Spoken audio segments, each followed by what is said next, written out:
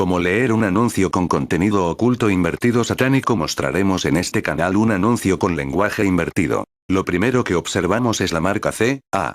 Invertimos la palabra y tenemos A, C que significa antes de Cristo. Continuamos observando este anuncio y podemos ver números que son el 6 y el 9, invertimos el número 9 y tenemos el número 6. Continuamos con este anuncio y observamos que siempre aparece tres números 9 que invertidos son el número 666. Ahora ya podemos leer el enunciado del anuncio que sería este. Antes de Cristo fue Satanás. Ese regla que todo lo que fue, es y será hasta el fin de los tiempos está incluido en la Torá, desde la primera hasta la última palabra.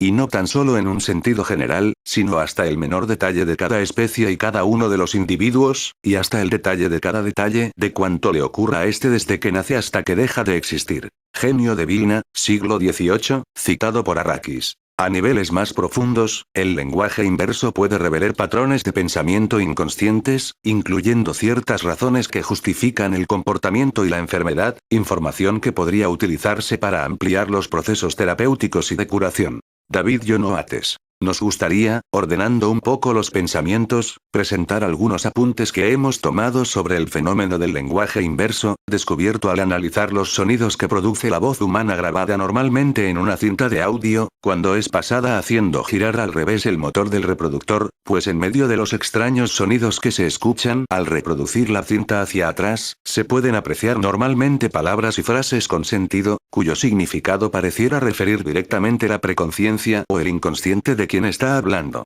Hemos asociado este fenómeno con lo descubierto en el denominado código secreto de la Biblia, que consiste, básicamente, en convertir la versión original en hebreo del Pentateuco, Torá, en una especie de sopa de letras, mediante un programa especialmente diseñado para buscar palabras en todas las direcciones posibles, con las letras seguidas o separadas de una manera constante, todas, una sí una no, una sí dos no, una sí tres no, etc.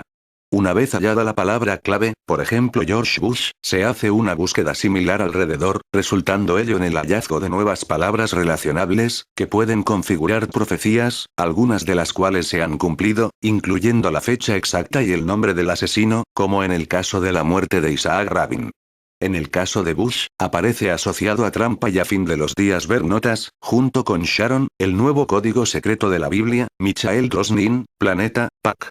144, sin mencionar que el nombre mismo de Bush en hebreo contiene, per se, el significado de vergonzoso. Los puntos a desarrollar serían: estudio del fenómeno psicolingüístico conocido como lapsus linguae, que refiere un desliz del lenguaje, para asociarlo, por una parte con el fenómeno del lenguaje inverso y por otra con lo implicado en el descubrimiento similar denominado código secreto de la Biblia, sin duda por haber dado interesantes resultados al aplicar programas especiales de computadora para hacer búsquedas específicas en la versión hebrea original del Antiguo Testamento. Pareciera que el lapsus linguae, que viene a ser un error expresado verbalmente como acto fallido, desde el punto de vista psicoanalítico, se correlaciona ampliamente con el pensamiento y por lo tanto con la escritura. Tan es así que existe su contraparte en la escritura denominada lapsus calami, que consiste en cometer el error pero esta vez escrito bajo las mismas premisas del denominado acto fallido, de tal manera que podría delatar las intenciones ocultas de quien redacta, y el lapsus memoriae, que viene a ser lo mismo pero en la interioridad de la mente y en relación con los recuerdos. Freud determinó, patología de la vida cotidiana, que estos actos, aparentemente casuales, son involuntarios y están determinados por las leyes del dinamismo psíquico, leyes que no han sido precisadas en lo que respecta a entidades superiores debido a su nivel de ser y de conciencia. Estudio del código del lenguaje, que por cierto es el mismo código del pensamiento, es decir, el lenguaje de la mente, enfocada esta como un procesador, y su relación con la conciencia y la subconsciencia, nota. Pensamos que la conciencia no puede tener subconsciencia, pues esta última es, más bien, un fenómeno mental, por lo cual nos parece más apropiado hablar de subconsciente. Normalmente, al hablar de lenguaje, se piensa en el lenguaje hablado, pero tal vez sea más importante referirlo a la mente, dado que la mente, de cierta manera no puede pensar sin el lenguaje. Tanto en el caso del hombre, como en el de la computadora, el lenguaje es absolutamente imprescindible para pensar o procesar los datos/eventos, entendiendo que, en general, la representación permite la ideación pura y el conocimiento intuitivo, mas no el pensamiento propiamente dicho. Es tan solo una propuesta a ser considerada.